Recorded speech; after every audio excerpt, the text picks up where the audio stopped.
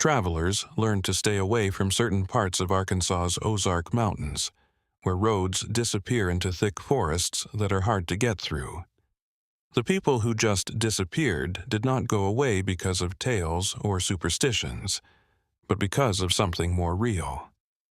From 1887 to 1894, the Jasper to Harrison Road was famous for being very far away and dangerous.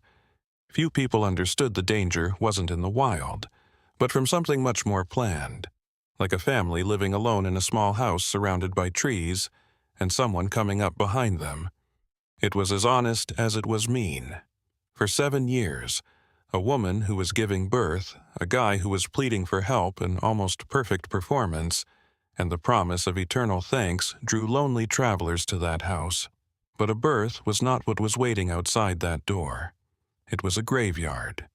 This is what the Hickman family says, a story about how accepting violence can make normal homes into scary places, and how greed can make people act like they are after other people. What you're going to do. This will make you. Find it hard to believe that other people are not people, but things that can be used. In the comments, let me know where you are watching from before we start. If you haven't already, please subscribe so you don't miss the new stories. Now, let's begin. In 1887, Newton County, Arkansas, was not yet a place where people lived in groups. The trail went through 40 miles of thick forest between Jasper and Harrison. It crossed the Buffalo River when the water level was low enough for the horse to pass. Every 2 or 3 weeks, travelers came through the growing towns in search of new chances or to bring tools or goods. When Elijah Hickman lost everything, he came to the area. In 1886, his Missouri farm was taken away because he owed money on it, and his wife got sick and died during the same hard winter that took away his last hope. He was a big man, 58 years old, with rough hands and a look that said he had worked hard for decades without getting paid. Being bitter was like rust on old metal, deeply rooted in him. It wasn't his land that was on the trail. A small barn, a cabin made of wood, a store with a dirt floor, and enough space to raise some chickens and pigs. The kind of spot that not many people noticed. Not a single neighbor or major road was close by. There was only the winding path where people sometimes showed up, always feeling exposed and alone. Sarah Hickman, his daughter who is 32 years old, has never been outside of the Ozarks. She was single, and so thin she looked sick. She walked around the house with someone who was able to figure out what people needed before they were asked for it. Her survival trait was based on being invisible, and her dad had always been very angry. When Levi Jacobs got here in 1887, he was trying to get away from Missouri assault charges. He was Elijah's nephew and 28 years old. He was already famous. There were fights in the tavern, needless deaths, and smiles that happened at the worst times. He gave him to him because he thought it would be good for him, not because he wanted to give. It seemed like that young man was ready to do anything. Levi's 26-year-old wife, Marjorie, was the exact opposite of him. They were quiet, deeply religious, and had eyes that seemed to always be looking for God's approval in everything they did. The awkward silence in the house was broken up by her kind voice as she prayed before every meal while holding a worn-out Bible. In the first few months, a regular trend started to show up. They took care of the pigs and the small plot of land that could be used for farming. Sarah cooked and kept the house in order. Marjorie prayed on her knees for hours and washed her clothes in the water. From the outside, they looked like any other family trying to stay alive in the dangerous Arkansas woods. Things changed in September 1887. A sailor on a horse full of tools and fabrics walked by the road late at night. He went to the house and knocked on the door to ask if he could camp nearby and buy water. Elijah greeted him out of the blue and offered him a place to stay in the barn. The man came in to get hot coffee before going to bed after saying thank you and tying up his horse. The next morning, the horse was still tied to the post. The trader was no longer there, but the tools were still in the saddlebags. Nothing was in the bush. There were no signs of trouble, just nothing. After 3 weeks, Levi sold the horse in Harrison and made up a story about buying it from a farmer who was moving to Texas. No one doubted it. In that area, horses were always having new masters. The tools were kept in the barn under hay. Marjorie scrubbed a shirt with red stains for hours until all the water was gone, almost too clear. The happenings of that night were not talked about by the family. It wasn't talked about what is right and wrong. The hush that fell over the house showed that everyone knew what was going on. Elijah went back to taking care of the pigs, as if nothing had happened. While Sarah made dinner as quickly as always, Marguerite prayed for maybe a little longer than normal. One more traveler. Got there in December. Marjorie, who was 3 months pregnant at the time, had the idea right away. If someone saw a woman in labor pleading for help, what kind of trip would they continue on? Levi put the show to the test when a single farmer came up. Marjorie groaned and grabbed her stomach as if she were in pain. Aaron Levi yelled for help. The farmer didn't think twice about what to do. He got down from his horse and went inside to help. Elijah took him to the cellar and told them that. They had to keep clean water down there. The man was the first to go down. The hammer used by the blacksmith weighed about 5 pounds and hit the base of the head quickly. The body fell. As it moved forward, a sad sound bounced off the stone walls. After a short time, Sarah came down with buckets and rags. Levi pulled the body to the corner. Marguerite stayed upstairs and prayed quietly.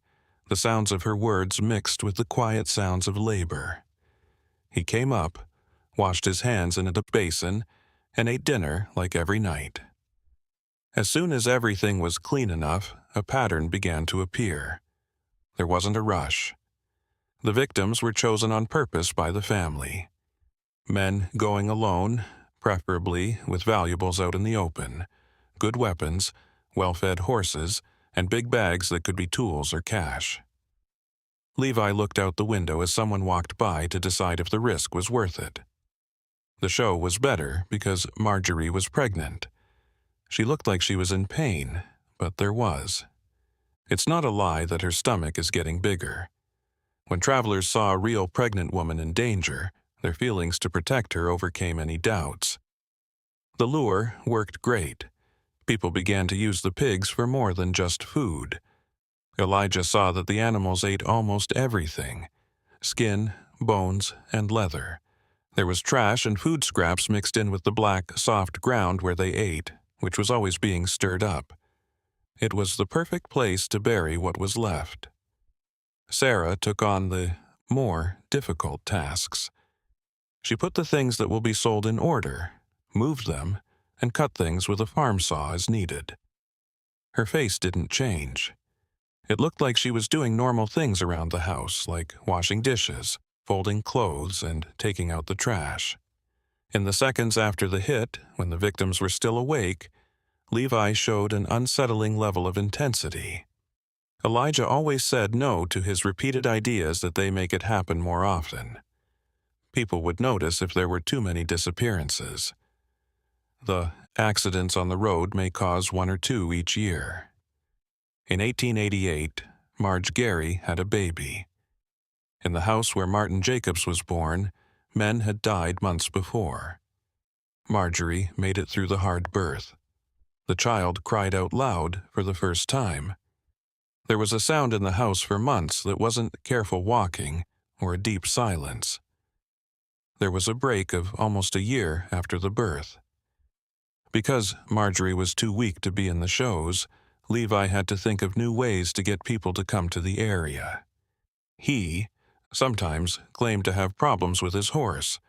Sometimes he gave them food or drink, but acting like they were working was the most effective thing he did. As soon as Martin turned 1, Marjorie went back to work. Again, she claimed to be pregnant by putting things under her clothes that looked like a belly. The show became a lot more complicated. They needed help right away, Levi yelled, and they didn't have time to get to town. The baby was also on its way. Few guys could say no to such a desperate plea. Between 1890 and 1894, there was a small rise in the number of cases. There was a fur trapper with some bags full of expensive furs, 2 or 3 travelers a year, merchants moving goods between towns, farmers looking for new land, and even a traveling preacher who stopped blessing people and ended up in the cellar with everyone else. There was always the same trend when it came to death. The lure, the entrance to the property, the fall to the vendor, the quick blow, the cleanup, the pigs, and the sale of goods in a number of ways. Towns, always divided by plausible stories about where the goods came from. Levi put on weight, smiled bigger, and walked around the grounds with a sense of confidence that was almost hot. He could sometimes be heard laughing to himself in the barn late at night, thinking about something funny that only he found. Marjorie claimed not to pay attention. Martin grew up there. He played in the yard while his grandfather took care of the pigs. When he was 3 or 4 years old, he sometimes. I went down to the cellar to get some potatoes that had been stored there. I walked on the floor where men had been bleeding. He ran all over the house while his aunt cooked too. Normalization was done. What began as a need, or at least something that made sense in that way, turned into the norm.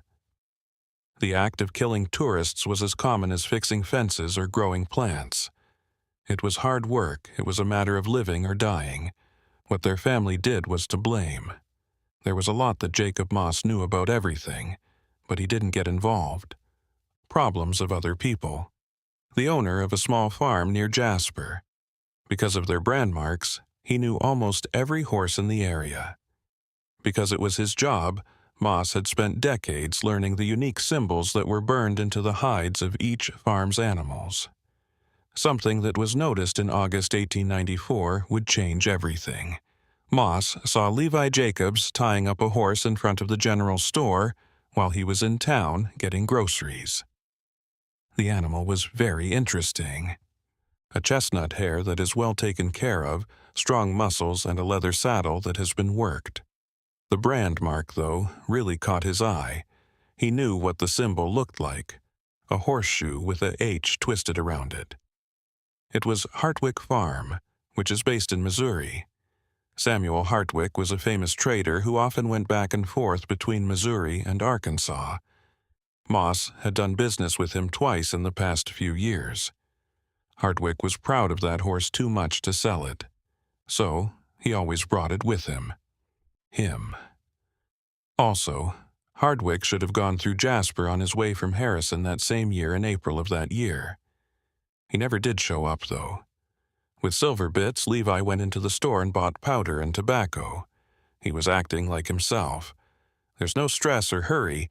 It's just a normal man going shopping. The horse did not move, though. Hartwick's mark is as clear as day in the summer heat. Moss stayed back and watched Levi ride off from afar. On the forest path, hiding wasn't hard. Tough. Levi followed the path that went to the Hickman estate, which was far away. That strange family that didn't come to the neighborhood very often. They were thought to be shy, distant, and like being left alone, which Moss knew. Moss went back to Jasper and found Sheriff Thomas Whitlock there. Whitlock, who was 52 years old at the time, had been a police officer for 20 years in an area where the law wasn't really a rule. He wrote down notes in a worn-out notebook as he listened to the story with more and more interest. Interesting. Whitlock looked over his own papers. Hartwick Samuel wasn't the only person who disappeared. In the past 7 years, at least 9 men have gone missing on that road between Jasper and Harrison.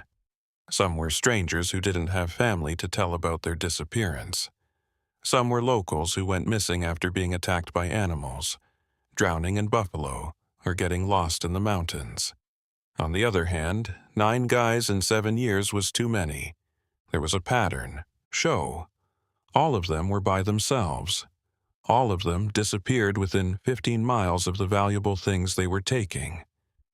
The home of Hickman. It wasn't proof, but it raised enough of a red flag that it should be looked into. Whitlock set up a casual visit to the farm for himself and 3 deputies. The plan was easy to understand. Arrive pretending to ask about passengers who are missing, keep an eye out for any signs of something being wrong, and watch how people behave. If they found anything suspicious, they would come back with an official warrant. At the very least, if they didn't find anything, they could rule out the family as candidates. They were there on August 14, 1894, at 3 p.m., along with the sheriff and 3 detectives. The place was small, well kept, and out of the way, which was exactly what was wanted. The wooden house had places where the paint was coming off, a 50-meter-long area behind the house that is ringed by uneven wooden fencing. The barn looked strong. Elijah came out to meet them, but his face was blank. Following a short time, Levi emerged with a shovel to the barn. Sarah looked out the window of her house without going close. Marjorie stayed at the back door and grabbed Martin's hand. The 5-year-old boy looked at the guys with horses with innocent, childlike interest. In a polite welcome, Whitlock said that he was looking into what happened to Samuel Hartwick. In April, he asked the family if they had seen the trader walk by the path. Elijah told him that they hadn't, that they were busy with other things, and that they rarely gave, didn't care who drove by. During the talk, everyone was standing in the yard, and no one was inviting the police inside. Levi stayed far away and watched with such focus that it scared the cops. The amount of force he used to hold on to the shovel handle was too much.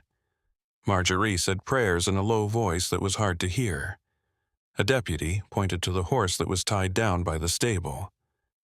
It was made of leather, and his letters were etched into the stirrup of the saddle. With great care, Samuel Hartwick marked his things. Levi was asked by Whitlock how he came to own that particular horse. Levi replied that he had bought it months before from a man in Harrison. I couldn't remember the name. Real money was used. Was able to buy a horse without being questioned like a thief did. The pitch of his voice began to rise. After putting his hand on his nephew's shoulder, Elijah told him not to talk. You could feel the stress in the air. Whitlock knew he was, walking on shaky ice.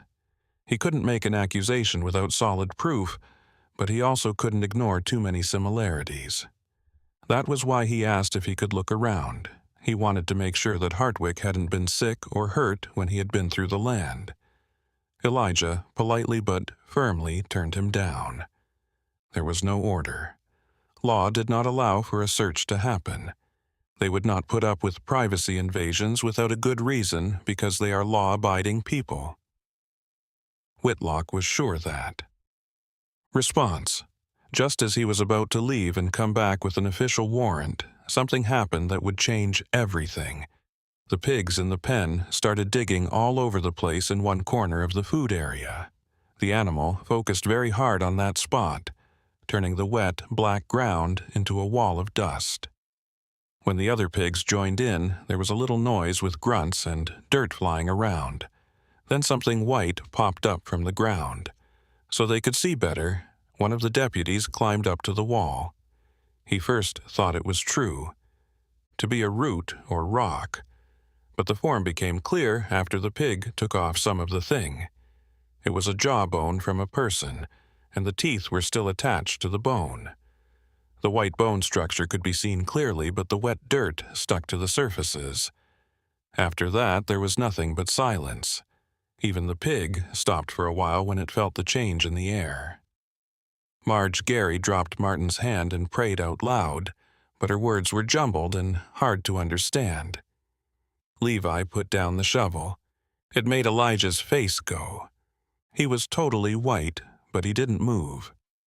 He pulled out a gun and told everyone to stay where they were. The other 2 cops did the same thing.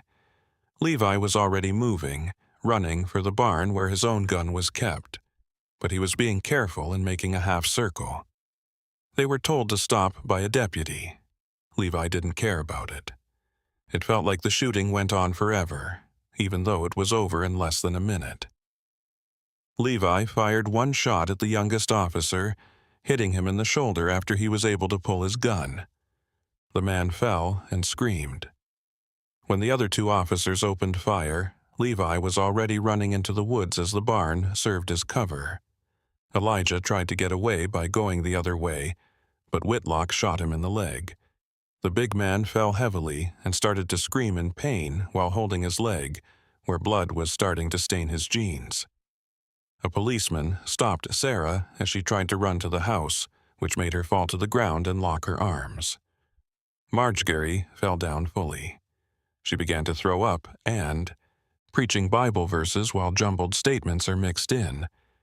She talked about how God sends lambs to be killed as sacrifices and how God takes care of everything. Martin started to cry because he didn't understand why his mom was acting that way. Levi walked off into the woods. Two officers tried to follow, but couldn't because of the thick bushes, and one of them got hurt. Whitlock made a choice quickly. Wait for Levi. They had to first call for help and make sure the place was safe. When they got inside, Elijah was tied to a chair. Sarah was put under guard in a corner after being bound. Marjorie kept passing out in the yard until she finally passed out from being so tired. Martin was taken inside and locked in a different room, where he couldn't see as far as he had before. Whitlock told everyone not to touch the pig area. Jawbone had no chance of being there. Most likely, there were more bodies, if there was one, to hire more people, and, using the right digging tools, he sent a deputy back to Jasper. While that was going on, he and the other cops began a preliminary search of the building. The provider was the first person who was looked into. As Whitlock walked down the wooden steps, he quickly picked up on the smell. What was breaking down wasn't active, but something a little more complex. Moist dirt mixed with metal dust that never goes away completely. There were spots on the floor where the dirt was darker and packed down more. There were ropes on hooks on the wall. Some had strange brown stains, dark spots in the corner that looked like they were covered in ashes, and tools on a shelf that looked fine. Hammers, saws, and knives, but a closer look showed that there was still residue in the cracks and joints that had not been fully cleaned. In the other corner, Whitlock found a box. Inside, there are carefully folded stacks of men's clothes. The shirts, pants, boots, and belts were all clean, but they had spots that soap and water could not get out. A few of the things had initials sewn on them. Some of them had cuts or tears in different places. In the barn, one shirt had a hole right where the heart should have been. There were more things found. Tools were hidden under the hay. Leather bags with the initials of different owners on them. There are 3 different kinds of guns. 2 gun handlers. There were wallets that were empty of cash but still had IDs in them. A pocket watch with a picture of the family inside. A glass jar full of coins from different states. That being said, the full horror was shown in the pig area. Before the reinforcements arrived and the careful digging began, the first bones were found within an hour. Skull, ribs, and femur bones. The pigs had eaten a lot of soft parts, but the bones were too tough for them. 3 whole days were spent digging. What came out of that churned earth was a nightmare. The bodies of 11 people found in different stages of decay. Some of the extra tissues from the bodies were still in good shape. The first ones were just broken bones that had been mixed together over time by the pig's actions. Some skull fractures were consistent with being hit on the base. Some people said they saw marks on their neck bones. There were signs that a pelvis had been cut off to make it easier to bury. On long bones, you could see pig teeth. It was a picture of brutal efficiency. Things that were buried separately were found. There were boots in a small hole. Belts rolled at the same time. The metal buckles were too hard for the pigs to eat. Shirt buttons. even pieces of dentures that had come loose from skulls. Everything was a silent reminder of a life that had been cut short. The Hickman property was turned into an active crime scene. Whitlock set up a perimeter and controlled access while the digging was going on. After hearing about the find, a lot of people from nearby towns came to see it right away. The guards had to be put at the start of the trail to keep them away. The victims were identified by using the things they had recovered. Some papers were able to stay alive because they were in leather wallets. Others could be identified by unique marks on their bones or from tools. He always wore a ring with his initials on it as proof that he was Samuel Hartwick. The ring was found with the bones of a left hand. Families began to show up. There were wives whose husbands hadn't talked to them in years. Sons need to find their missing fathers. Some people brought details about what they were wearing or things that could help identify someone. The process was slow and painful. Whitlock had to come up with a way to organize each set of remains and the things that went with them. One of the bodies was identified as James Pritchard, a farmer who went missing in 1889 while going to Harrison to buy cattle. His wife knew who he was because of the boots he wore. She fixed the torn leather on the left heel herself. She held the boots to her chest and quietly sobbed as Whitlock led her out of the house. In the year 1892, Thomas Yates, a well-known fur trapper in the area, went missing while carrying bags of valuable beaver furs. When the bags were found in the barn, the leather tag that Yates used to mark his goods was still on them. A broken bone in his left leg from a long time ago that had healed at an odd angle led to his body. The itinerant speaker was William Parsons, a 54-year-old preacher who went from small town to small town. He was last seen in 1893. His Bible was found in the cellar, hidden behind some shelves. The pages, where the dedication on the first page could still be read even though it was faded and torn in some places. Martha sends her love to William. The full names of 3 of the deaths were never made public. They didn't have any papers with them, and no one in their family seemed to be claiming them. Most likely, they were men who didn't have any deep roots anywhere and were just traveling alone from other places. In the end, their bodies were buried in Jasper Cemetery with headstones that said "unknown" and the date they were found. As the digging went on, Elijah Hickman was asked a lot of questions. At first, he denied everything, saying that the bodies were those of poor people who had died naturally and were buried for free. He changed his story, though, when he saw the stolen goods, the trauma marks on the heads, and Marcher's shaky testimony. Even though he tried to say that the killings were unavoidable, Elijah admitted that they had happened. During his time in Missouri, he lost everything. He had to stay alive. There was more than enough for the people. They had the tools, just redistributed. When people told him they were sorry, his voice was monotonous and almost official. He didn't think twice about killing people the way he thought nothing of killing pigs. At first, Elijah tried to keep Sarah from being asked questions by saying she didn't know anything, but there was proof that it wasn't true. Some of the people who had bought clothes from her and Jasper came forward and said that the clothes they saw belonged to the victims. Sarah was clearly right in the middle of things. Sarah stayed quiet and stared at the wall while she was being questioned. She sat in her cell and didn't answer any questions or statements made against her. Whitlock kept trying to get her to say something for days, but she wouldn't. Marjorie wasn't like the other people. She talked for a long time, but nothing she said made sense. In a mix of confessions and religious lectures, she said that God had sent the travelers as divine provision, and that they were necessary sacrifices for the family's survival. She used wrong religious arguments. Quotes from the Bible that were taken out of context were used to justify the killings. Marjorie had a sudden realization and told him how she dealt with the dirty clothes, as if they were household chores.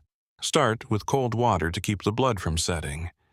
It hurt her hands to scrub against river stones with ash soap, which worked better. She talked about it in a way that sounds like a housewife talking about sweeping the floors or doing the dishes. That is, to make the efficiency of the... During her show, Marjorie also said that she had been pregnant in 1888. She hadn't shown any sorrow, and she was even thinking about getting pregnant to trick her. In Marjorie's crazy mind, everything was part of a bigger plan. God not only blessed her with a child, but also a way to get goods. Everything was linked by providence. Levi's situation was all that Whitlock could think about. The man was hurt, but he was still able to get into the bush. When it was said that Levi crossed the Buffalo River to hide his tracks, the trails were lost, even though searches with dogs were set up. All over the area, posters were put up. He is 28 years old, 5 feet 10 inches tall, has dark hair, and has a scar on his left chin, which makes him very dangerous. Sightings began to be recorded in Indian Land, which is now Oklahoma. A man who fit the description was seen in a pub close to the border. He was said to have been seen near Fort Smith, but no sighting was confirmed for sure. Levi seemed to have disappeared, completely caught up in the vastness of the Wild West. Little Martin Jacobs was at the center of a tough moral problem. The 5-year-old heard about the crimes all the time as a child. In the cellar where he played, men were killed. He ate meals that were bought with money that belonged to the dead. He worked all day with murder proof, so his mother sang him lullabies. Family members of Marjorie who were not related to her took care of Martin. The family was well known, religious, and from Arkansas. They said that the kid was not guilty and should be allowed to live a normal life without having to think about the horrible things he had seen. Whitlock agreed, but he was worried about it. What kind of adult would that kid become after 5 years of violence being the norm? He was taken by his uncle and aunt in September 1894. The kid didn't cry when he left the house where he had grown up. He didn't ask about his mother's fall or his father's whereabouts. He just got into the wagon, sat down, and took one last look at the house and basement where he had grown up in a scary way. The real property came to stand for fear. People in the area started calling it the Death Farm or Butcher Shop. No one wanted to buy the land, even when it was being sold for very little money. One of the officers who helped with the dig quit after 2 weeks. He said he couldn't sleep because he saw bones every time he closed his eyes. Doctors couldn't figure out what the hand was, the shaking that someone else got. The farmer who saw the horse being stolen and began the police probe. Jacob Moss began to think something was wrong. He went to sleep with a loaded gun next to his bed. He made every door have extra locks. For him, any stranger who walked on his land was a threat. He couldn't get rid of the thought that he had lived miles away from serial killers for years and never known it. The Jasper community held a funeral for the people who had been recognized. Neighborhood. 11 graves were lined up inside the small church in the town. The preacher looked for the right words, but he didn't know what to say. Those people died because they were selfish. There was only a cruel, pointless loss. There was no lesson or greater meaning. Martha Parsons, the preacher's widow, was one of the people who went to the funeral.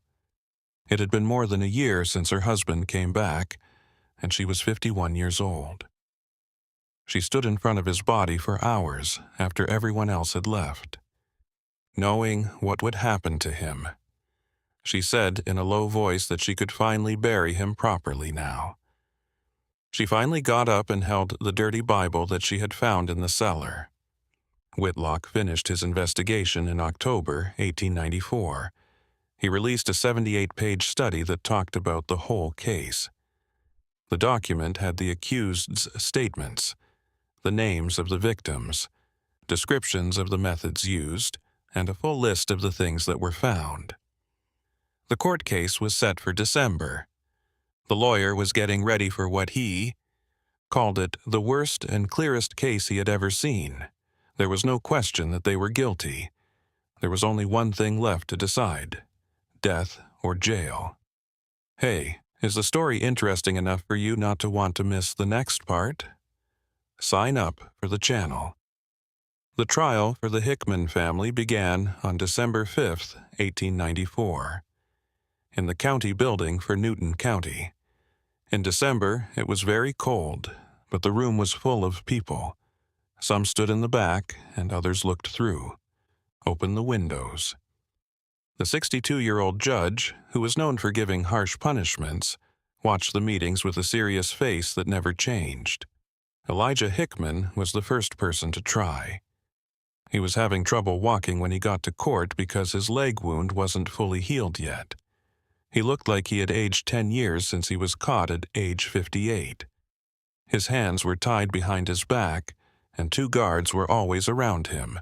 He looked straight ahead while sitting in the defendant's chair. The prosecutor laid out the facts in a clear and organized way. He began with the dead bodies and wrote down the names, ages, and details of each victim's disappearance. When the jury saw pictures of the bones, it was clear how sick and upset they were. One judge had to be replaced because they had to leave the room to throw up. One by one, the victims' things were shown: Samuel Hartwick's pocket watch, William Parsons' Bible, and James Pritchard's fixed boots. Family members' statements proved to the fact that each thing belonged to someone who was lost. As the men testified, wives sobbed and sons clenched their hands in anger. After that, the prosecutor called Whitlock to testify about the finding. The sheriff talked about the jawbone rising from the ground, the shooting that happened next, and the digging that happened afterward. His voice was strong, but it was clear from the look in his eyes that remembering those times was making him feel sad. He showed the investigation book, with every page carefully written down and every. The cops were able to accurately classify the finding. Dr. Edwin Marsh, who was the medical investigator, spoke about the skull fractures. He made it clear that the pattern of injuries was consistent with hits to the base of the head from the top to the bottom with a big, hard object. He told them that they would need to use a lot of force. The person who did it was very strong and knew exactly where to aim to kill or disable someone right away. Marsh also talked about marks on a few bones in the neck and thigh. He made it clear that the marks could have been made with a normal farm saw after the body had been killed. Making it easier to bury and get rid of dead people seems to be the goal. What he was talking about was in terrible pain, but his answer was very clinical and cold. The argument that Elijah gave was pretty much non-existent. It was clear that his young lawyer was too busy with the case. After Elijah lost his wife and farm, he tried to tell them that he had become temporarily going crazy. However, the lawyer quickly disproved this by showing proof of careful planning and a planned execution over 7 years. When Elijah finally got the chance to speak, he only said that he had done what he needed to do to stay alive. He didn't say sorry to the families of the people who died. There were no signs that he understood how bad his behavior was. In this sentence, he spoke as if he agreed with killing animals for food, not people. Not as much as. The jurors thought about what to do for 2 hours. Everyone agreed on the choice. All 11 counts of planned murder were found to be true. Without any thought, the judge gave the offender the death penalty by hanging, which was set to happen on March 18, 1895. When Elijah heard the punishment, he didn't seem to do anything. He didn't say anything, so he was sent to his cell. Sarah Hickman was the next person on trial. As she walked into the courtroom, she looked like a ghost because she was pale and her eyes weren't focused. He was 32 years old. She sat down in. The accused chaired the hearing and did not move during it. Sarah's participation was shown by the prosecutor. The clothes that Jasper's witnesses said belonged to the victims were clothes that the victims had bought from her over the years. Because of where her room was in the house and the fact that her fingerprints were found on things that were taken from the basement, it was impossible that she didn't know what was going on. Her silence was the most disturbing thing about her. Since being caught, she had stayed. Be quiet. The psychiatrists tried to figure out what was wrong with her mind, but they could only guess if she didn't help them. Some people said she was going through separation shock. Some people thought she didn't have anything to say. The lawyer for Sarah tried to say that she was a victim of male control. As a child, she had to follow her violent father's rules because she was afraid. But the lawyer said that the way she did her job was more important than anything else. Her duties over a 7-year time were hard to explain by obedience. People who saw Sarah said she bought and sold the victims' things in different places. She talked about prices and chose what to sell and what to keep. She didn't look stressed or guilty at all. A merchant said that Sarah had sold almost brand new men's boots at a discount, saying that they belonged to a brother who had moved to the West. It took the jury 4 hours to decide. Some jurors were hesitant to put a woman to death, even though the proof was clear. This was especially true for one who seemed mentally ill. 10 of the 11 charges were found to be true. She wasn't directly linked to the first murder in 1887. The judge gave the same term. He was hanged on March 18, 1895. Sarah didn't blink, say anything, or make a sound. She was sent back to her cell as if nothing had happened. Marjorie Jacobs was not put on trial in a normal court. She had a mental health, lower than dirt. She went through periods of total paralysis and religious madness. When psychologists looked at her, they decided she wasn't able to, which meant she was essentially defending herself. Marjorie had a hearing to see if he was mentally competent before his sentencing. Dr. Marsh and 2 experts from Little Rock talked about her condition in court. She really believed that God had told her what to do. She had cut herself off from everything real. If you look at the details of the crime she helped commit, she couldn't tell the difference between right and wrong. The judge told Marjorie that she had to stay at the Arkansas Lunatic Asylum for as long as she had to. They admitted, not found not guilty, that for someone in her state, going to jail or being put to death made no sense. It was in January 1895 that she was moved to a hospital, where she would stay for 8 years in a religious coma. Levi Jacobs was tried even though he wasn't there. The government built a strong case against him even though he wasn't there. Many people who were there said that Levi was the meanest person in the group and that he enjoyed committing the crimes. Jacob Moss said that he saw Levi riding the stolen horse around town. Whitlock talked about the shootout and how they got away. Levi was found guilty of all 11 murder charges and 1 count of trying to kill a police officer. Levi was supposed to be hanged as punishment when he was caught. The orders came from 4 states. He had a $500 prize for finding her, alive or dead. They were kept in different rooms at Jasper Prison for months before they were put on trial and killed. Because no one would read them, Elijah used the chance to write letters to try to explain his behavior again. Sarah did not move. She sat in her cell and looked at the walls. There weren't many people there. Some people came because they were sickly interested in getting a close look at the killers. Most people in the town, though, would rather forget about the Hickman family. Not a single advertising was made for mercy or to back processions. Everyone agreed.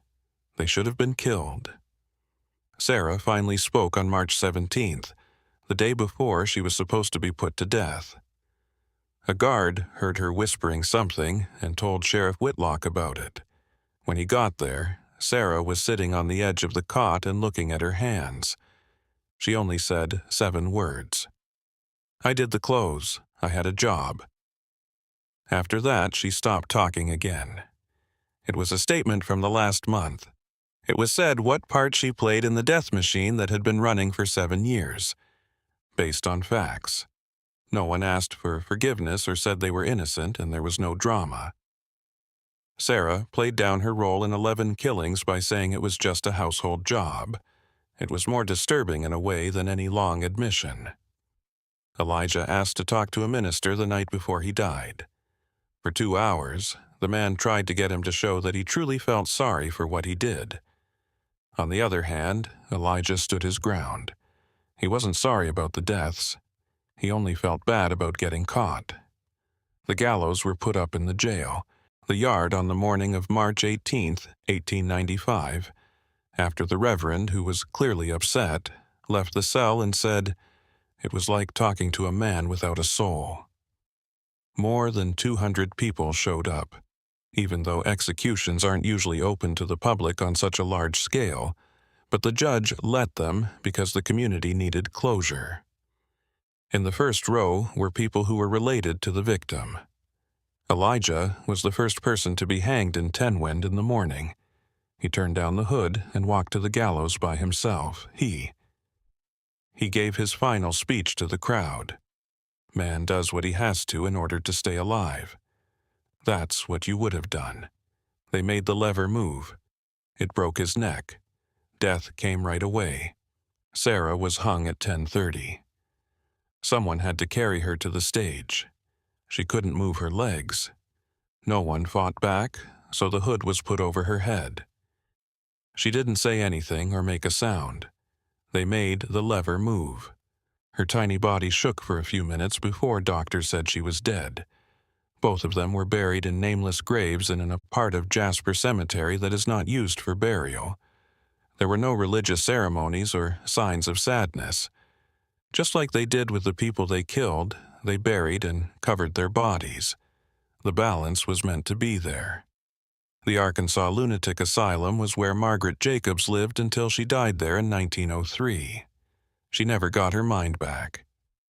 Asylum records show that one patient would read from the Bible aloud for days on end, switching between shouts and whispers. She thought she was still doing her job on the land and having faith that God will send the next group of visitors. A lot of the time, Marjorie talked about her son Martin as if he were quite new. She pretended to rock a child that wasn't there while singing happy songs to nothing. Sometimes, she had no idea that she had a boy at all. Her thoughts had completely broken down, creating alternate worlds that were contradictory and too overlapping. In February 1903, she died of pneumonia at the age of 35. In the hospital records, which are very short, her death was written down. That person, Marge Gary Jacobs, who was case 2847, died. Give someone flu. There were religious beliefs right up until the end. The asylum graveyard only had a grave with a number next to it where she was buried. No one from the family claimed the body or showed up to see it. Martin Jacobs, a 5-year-old son who was raised by maternal relatives in the country, saw the deaths. Neighborhood in Arkansas. There are not many records about him, which is disturbing. Teachers said there was bad behavior, animal abuse, and a lack of. An unsettling interest in killing and an emotional connection to others. Martin was kicked out of school when he was 12 because he got into a fight with another student and a knife. There were still rumors, but no specifics were given. They never saw him again after he ran away from home when he was 15. His first sighting was in Indian Land in 1899, according to some records. That being said, there was no proof. There are ideas that Martin might have found his father, Levi, during those years, but they have not been proven. Many people who know about the case still think this happened, and that the two worked together on other crimes, even though it was never proven beyond a reasonable doubt. A child with a violent past met up with his family's most violent man. There were stories about Levi Jacobs that spread through the Ozark Mountains. In the years after he escaped in 1894, many people said they had seen him. A man who looked like him was seen in a Fort Smith pub. Another story says that he was in Texas is land there. He was said to have gotten away to Mexico. It was most likely seen in 1899 in a small town near the border between Texas and Oklahoma. After an attempted heist that killed 2 people, a man, only known as Levi Jacobs, got into a shootout with the Texas Rangers. The body was never found or definitely identified, and the suspect is said to have died of his injuries a few days after running away. Parents in Missouri, Arkansas, and Oklahoma used to scare kids who didn't follow the rules by using the name Levi Jacob. People will see Levi Jacobs as a threat if you don't act. His stories about him spread like wildfire, and he went from being a real criminal to a scary monster that stalks woods looking for victims. In the years that followed, there were reports of similar events that were never proven, travelers going missing in strange situations, homes that were empty and looked like they were spending more than they had. But it was shown that neither of the examples was a copy nor had anything to do with Levi. Of the Hickman crimes, either they were persistent paranoia or strange events. In April 1895, less than a month after the killings, a group of people in the area set fire to the Hickman farm. No one was arrested for setting the fire. The officials knew that the community wanted to tear down the building. The house burnt all night, and flames could be seen for miles. By morning, there were only ashes and burned structures left. The farmer who found the stolen horse and started the whole thing, who was looking into it, was Jacob Moss. Never fully got better. He became more and more paranoid over time. He went to sleep with his gun drawn. Too many times he locked his house. Anyone from outside his land was looked at with suspicion. According to records, Moss had a heart attack at work in 1902 and died at the age of 48. He saw the jawbone sticking out of the ground in August 1894. Some of his friends told him that the man had died years before. His body had moved on, but something deep inside him had broken right then and there and would never be the same. Officer. In 1896, 2 years after the finding, Thomas Whitlock quit. Even though he said he was sick, everyone knew that the Hickman case was what had broken him. He started drinking a lot for the first time in his life. In Jasper, everyone knew about his dreams. His screams at night woke up the neighbors. He died of cirrhosis in 1904, when he was 62 years old. In his last weeks, he told Dr. Marsh that he could still see the faces of those 11 sets of bones every time he closed his eyes. It was just him and an empty bottle or two in a small room with the inquiry notebook that he kept reading over and over again. The deputies who took part in the dig had different results. After going to Little Rock, no one ever went back to Jasper. Another turned into a lone farmer who avoided pointless interactions with other people. The third man killed himself after a long battle with what is now known as post-traumatic stress disorder. 1897. The families of the dead tried to move on, but the loss could not be undone. Martha Parsons, the preacher's widow, turned her pain into service and spent the rest of her time caring for orphans. James Pritchard's daughter never got married because she didn't trust people enough. Samuel Hartwick's son became a police officer and spent his whole life trying to keep other people from going through what his dad did. The neighborhood was hurt for many years. When the Hickman case was over, it was already hard to trust people in that remote area, but it was almost impossible. People were wary of families when they were split up. A lot of questions were asked of travelers about their plans and goals.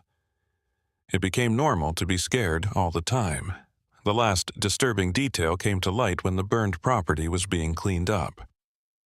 In the cellar's trash, workers found a small wooden toy, a hand-carved horse with dark stains on its body. It was clear that Martins, the son, owned it. Who Levi and Maraji are. The child had played with that toy in the same rooms where people were being killed. The toy was kept as proof, but it disappeared in the end, out of papers. Some say that an officer who was worried about what it meant destroyed it on purpose. Some people think it was stolen by someone who likes dark things. In any case, the fact that it was written down is one more sign of how normalized violence was in that house. Martin Jacobs would have been alive if he had lived to be an adult. At the start of World War I, he was 35 years old. He may have changed his name, but there are no records of him serving in the troops under that name. It's likely that he lived a normal life and was married. The fact that he had kids and hid his first 5 years is both positive and scary. There's also the possibility that Martin turned into a killer on his own because of those early years of normalized violence, that he continued the work of Hickman and Jacob in a different place and under a different name. Like this: that man did bad things because he had been taught since he was a child that killing was just something that had to be done. Levi Jacobs was free for 5 years after he escaped prison in 1899, if he really died that year. 5 years to possibly commit more crimes, hurt other families, and add more victims to their already terrible list of victims. Some people think he lived past 1899, which means he may have been in business for decades, always one step ahead of the law. The truth is that we'll never be able to. For sure, you know what will happen to Martin or Levi in the end. They disappeared into the vastness of the American West at a time when people could hide their pasts and make new identities. Is it possible that some living relatives don't know that their family has a history of suffering? We do know, though, that between 1887 and 1894, 4 people turned a simple house into a butcher shop for people. That 11 slaves were killed out of pure, evil greed, not because of an idea, a sickness, or a passion. That the family got so used to killing that they did it as quickly and easily as any other job around the house, spending about $2,800 over 7 years. Each person who took part got about $100 a year. 11 people were treated like valuable things and thrown away without much thought. The value of their lives was less than the value of their things. In the end, Sheriff Whitlock told the Hickmans to kill the pigs they had raised. No one was interested in meat from animals that had eaten human bodies. To eat. Besides other things, the animal bodies were set on fire. Even the animals had to be killed because they were connected to the crimes. The tools used for murder and mutilation were thrown away. What the blacksmith used as a hammer broke into pieces. To melt down the saws, they set the ropes on fire. People thought, almost superstitiously, that the items held relics of the horrible things they had helped happen. It was an attempt to clean up things that couldn't be cleaned by killing them. There is nothing comfortable about it, or there is hope in the Hickman family story. It's not clear what the moral lesson is. This story is just an example of how far people will go when they are forced to, are in a remote area, and don't care about others. 11 people died because they had things that other people wanted, not because they were hateful or had strong beliefs. The only thing that mattered to them was how much money their things were worth. They were not much more than supplies afterwards. In addition, their bodies were thrown away. Of trash after those resources were taken away with less ceremony. It's not the extreme violence in this case that makes it so scary. Instead of things getting back to normal, there have been more serious crimes. The Hickman family made killing their job. The washing was done by Marjorie. Sarah planned her things. Elijah fed the pigs. Levi sold horses he had stolen. It was all just work that had to be done. Wherever Martin Jacobs goes, he always has the answer to a scary question with him. Can a child who sees something like this, acceptance of violence, grow up to be a good adult, or did those first 5 years make him who he is now? We can't know for sure, and maybe that's better. You can't find Levi Jacobs in the vast West. He may have died in 1899 or lived for many years after that. The most scary thing about the case is that he stands for it. The chance that bad things can get away with it, change their names, and do bad things in new places without getting caught. Records that not many people read are all that are still there. Memory gets worse. People forget their names, but the example still serves as a warning that something doesn't have to be complicated to be monstrous. Sometimes it's this easy: chance, greed, and not caring about right and wrong. It's beautiful to look at the Ozark Mountains. Rivers that are very clear, lots of trees, and peace. Trails. There could still be broken lives, bones that the pigs didn't eat, lost things, hints of unfinished stories, and an old man with a cane. Whether it's childhood memories he never shared, or children and grandchildren who don't know the horrible story buried in their family tree somewhere in those mountains, years of plant growth have hidden it. The past doesn't go away completely. The thing just changes, hides, and waits for brave or stupid people to find it again. Enough to notice. This was the story of the Hickman family. A story about how horrible things can be hidden in faraway places, how ugly things can be hidden by normalcy, and how some questions are never properly answered. Bad things aren't always punished. Not everyone who is guilty gets justice, and some stories end with a cliffhanger instead of a resolution. If you've read this far, thanks for listening. If this story moved you, please like and share it. Remember this: when you're in the middle of nowhere, meet people who are too nice, or see something that almost seems too good to be true. Maybe that's exactly what it is, a lure that's just waiting.